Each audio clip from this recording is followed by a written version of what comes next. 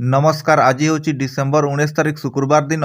ଆପଣମାନଙ୍କ ପାଇଁ ନେଇ ଆସିଛି ଆଜି ଦିନର କେତୋଟି ଗୁରୁତ୍ୱପୂର୍ଣ୍ଣ ଖବର। ସେଥିପାଇଁ ଭିଡ଼ିଓକୁ ଶେଷ ପର୍ଯ୍ୟନ୍ତ ଦେଖନ୍ତୁ। ତା ସହିତ ଆମ ଚ୍ୟାନେଲକୁ ଯଦି ନୂଆ ଆସିଛନ୍ତି ଚ୍ୟାନେଲକୁ ସବସ୍କ୍ରାଇବ କରି ପାଖରେ ଆସୁଥିବା ବେଲ୍ ଆଇକନକୁ କ୍ଲିକ୍ କରି ରଖନ୍ତୁ। ଚାଲନ୍ତୁ ଆଜି ଦିନର ଗୁରୁତ୍ୱପୂର୍ଣ୍ଣ ଖବର ଉପରେ ନଜର ପକାଇବା। ପ୍ରଥମ ଖବର, କଟନୀ ଛଟନୀ ବନ୍ଦ କରିବାକୁ ପରାମର୍ଶ ଦେଲେ ମନ୍ତ୍ରୀ। ଚଳିତ ମାସ 23 ତାରିଖ ଠାରୁ ଖରିଫ ଋତୁ ଧାନ ସଂଗ୍ରହ କରିବେ ସରକାର। ତେଣୁ ଜିଲ୍ଲା ଓ ବ୍ଲକ ସବୁଠି ପ୍ରସ୍ତୁତ ଜୋରଦାର କରାଯାଇଛି।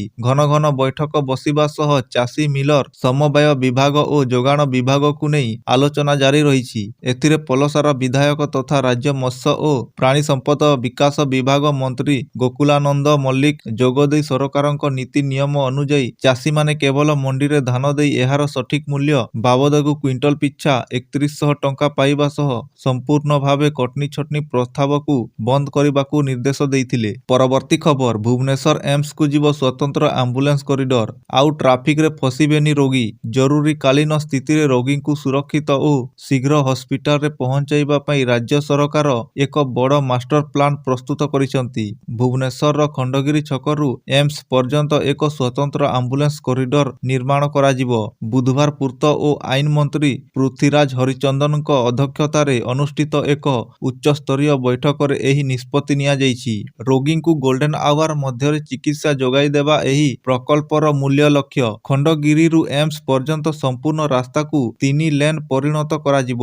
ଏଥିମଧ୍ୟରୁ ଗୋଟିଏ ଲେନ୍ କେବଳ ଆମ୍ବୁଲାନ୍ସ ଚଳାଚଳ ପାଇଁ ସଂରକ୍ଷିତ ରହିବ। ପରବର୍ତ୍ତୀ ଖବର, ଆଗାମୀ 48 ଘଣ୍ଟା ମଧ୍ୟରେ ପ୍ରବଳ ବର୍ଷା, ତୁଷାରପାତ ସହ ଶୀତର ଲହରୀ। ସାରା ଦେଶରେ ପାଗ ଦ୍ରୁତ ଗତିରେ ପରିବର୍ତ୍ତନ ହେଉଛି ଏବଂ ଆଗାମୀ 24ରୁ 48 ଘଣ୍ଟା ଅନେକ ରାଜ୍ୟ ପାଇଁ ଚାଞ୍ଚଲ୍ୟ ସାବ୍ୟସ୍ତ ହୋଇପାରେ। ଭାରତୀୟ ପାଣିପାଗ ବିଭାଗ ଅନୁଯାୟୀ ଡିସେମ୍ବର 18ରୁ 22 ମଧ୍ୟରେ ଦକ୍ଷିଣ ଭାରତରୁ ଉତ୍ତର ଏବଂ ପାହାଡ଼ିଆ ଅଞ୍ଚଳ ପର୍ଯ୍ୟନ୍ତ ବର୍ଷା, ପ୍ରବଳ ପବନ, କୁହୁଡ଼ି, ଥଣ୍ଡା ଲହରୀ ଏବଂ ତୁଷାରପାତ ଅନୁଭୂତ ହେବ।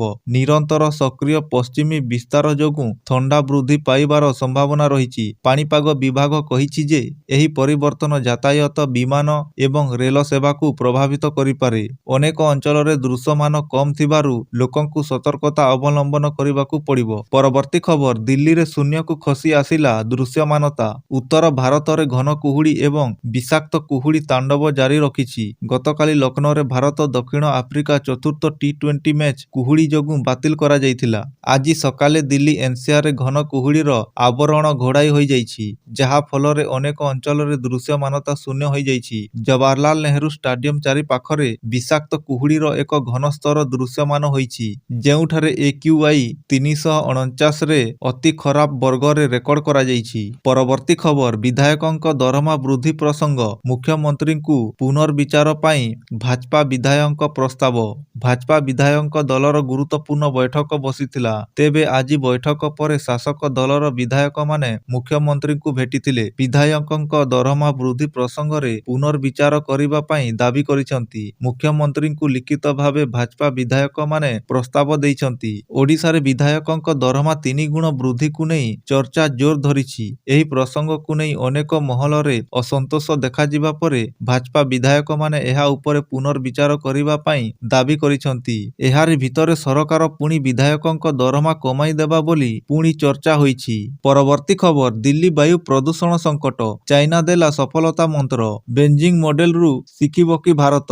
ଦିଲ୍ଲୀରେ ପ୍ରତିବର୍ଷ ଶୀତଦିନେ ବାୟୁ ପ୍ରଦୂଷଣ ଏକ ସାଧାରଣ ସମସ୍ୟା ପାଲଟିଛି। ବିଷାକ୍ତ ବାୟୁ, ଘନ କୁହୁଡ଼ି ଏବଂ ସକ୍ରିୟ ଜନିତ ରୋଗରେ ଦିଲ୍ଲୀବାସୀ ନାହିଁ ନଥିବା ଅସୁବିଧା ଭୋଗୁଛନ୍ତି। ଏହି ସମୟରେ ଚାଇନାର ରାଜଧାନୀ ବେଜିଂ, ଯାହାକୁ କେବେ ବିଶ୍ୱର ପ୍ରଦୂଷଣ ରାଜଧାନୀ କୁହାଯାଉଥିଲା, ସେଠାରେ ବାୟୁମାନରେ ଆଶ୍ଚର୍ଯ୍ୟଜନକ ଉନ୍ନତି ପରିଲକ୍ଷିତ ହୋଇଛି। ଏହି ସଫଳତାକୁ ଦୃଷ୍ଟିରେ ରଖି ଭାରତସ୍ଥିତ ଚାଇନା ଦୂତାବାସ ମୁଖପାତ୍ର ୟୁଜିଂ ସୋସିଆଲ ମିଡିଆ ପ୍ଲାଟଫର୍ମ ଏକ୍ସରେ ଏକ ତୁଳନାତ୍ମକ ଚିତ୍ର ସେୟାର କରିଛନ୍ତି। ପରବର୍ତ୍ତୀ ଖବର, ପୁତିନ ଯିବେ ଆମେରିକା, ବଡ଼ ଘୋଷଣା କଲେ ଟ୍ରମ୍ପ ସରକାର।